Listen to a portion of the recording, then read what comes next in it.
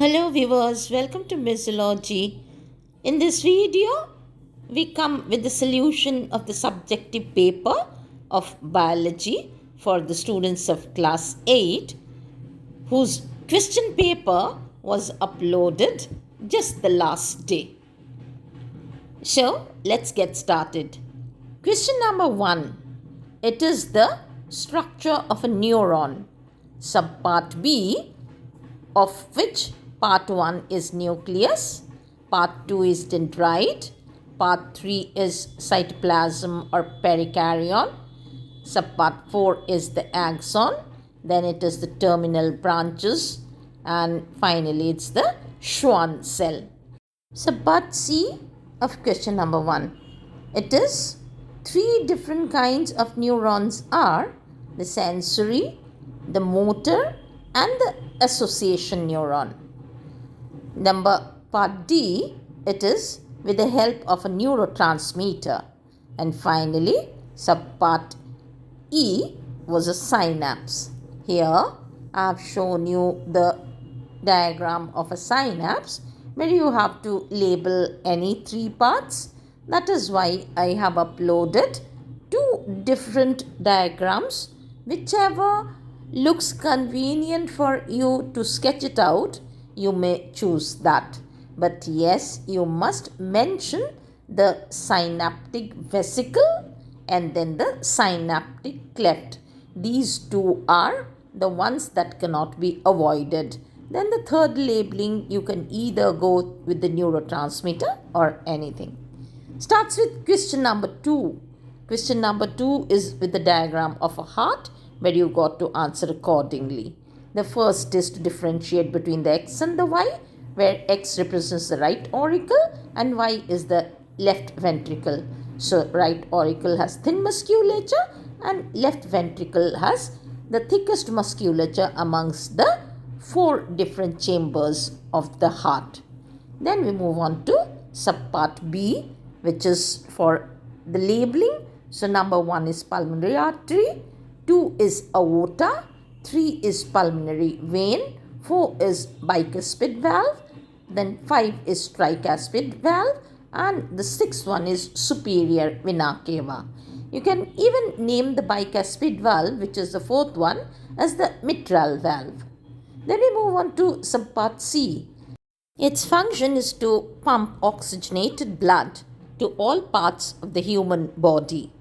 Then subpart D, there are 2 cusps in the flap of part 4, whereas there are 3 cusps in the valve number 5. Then subpart E, it takes the blood to the lungs for oxygenation. Subpart F, it is called the septum.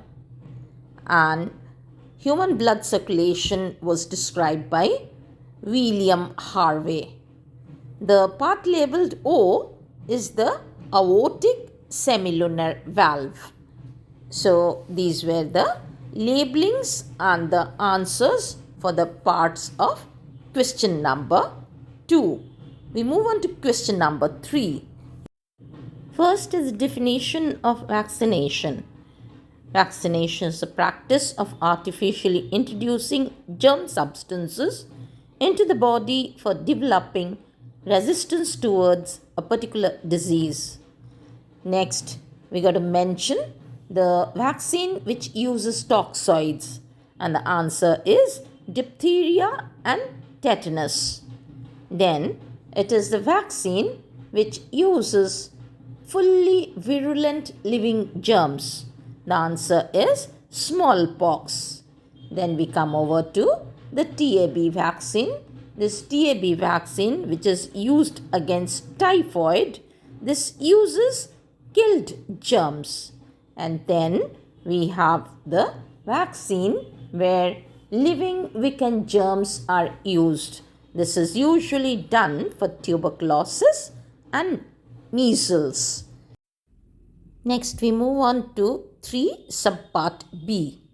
Here under B, the subpart yet under it is the immediate care or the help given to a patient at the time of medical emergency before taking the person to a doctor.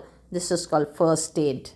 And the first aid for superficial burns is to pour cold water or normal tap water over the injured part and then use a sterile dressing. Whereas for the deep burns, no use of water, but sterile dressing is to be used, and then the patient should be immediately taken to a doctor. Against unconsciousness, the person should be laid comfortably, his clothing should be loosened, and fresh air should be allowed to rush into that place. For a leg fracture, the person should be laid comfortably on bed or on a plain surface, and the part which is fractured should not be moved. Against insect sting, the sting should be pulled out. Some blood should be squeezed out from that area where the sting is stuck, and then, if possible, some alkali should be applied over that area to give a feeling of comfort. Then we move on to the diagrammatic question, where you have to draw an yeast cell and label certain parts on it. So the yeast cell, which is a unicellular organism, here you got to mention the nucleus because that's a conspicuous structure.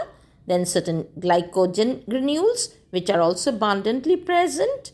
Then you got to show the chitin cell wall, a cell membrane, and a vacuole. Moving on to question number 4's subpart B. Yeasts undergo fermentation, so they are used in the bakeries and the breweries. Yeasts are also good sources of vitamin B, vitamin E, and proteins. Then the scientific name of the yeast cell is Saccharomyces cerevisiae. There are several more species of the Saccharomyces, but this is one of the commonest one. So it's best to know the name of Saccharomyces cerevisiae. Let's move on to question number 4, subpart B.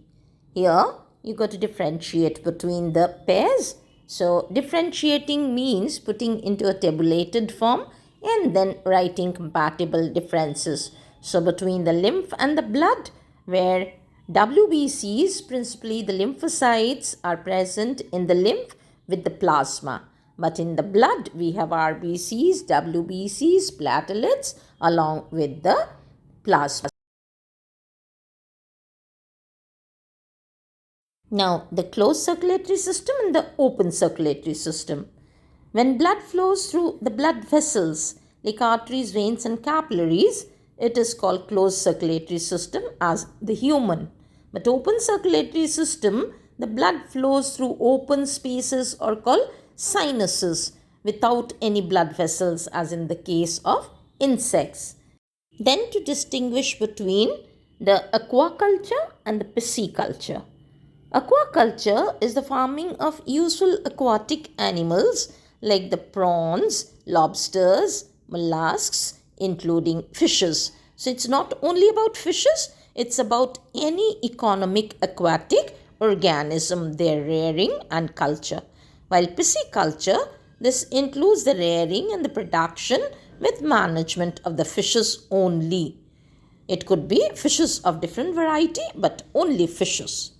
Then it's the difference between an artery and a vein with respect to the presence of valves. In arteries, valves are absent, whereas in the veins, valves are present to maintain the unidirectional flow of the deoxygenated blood and not allowing any mixing with the oxygenated blood. The last is about the difference between heart attack and cardiac arrest. So the sudden interruption of the blood supply to the heart, usually due to a clot, is called heart attack. Whereas the cardiac arrest occurs when the heart suddenly stops pumping blood around the body.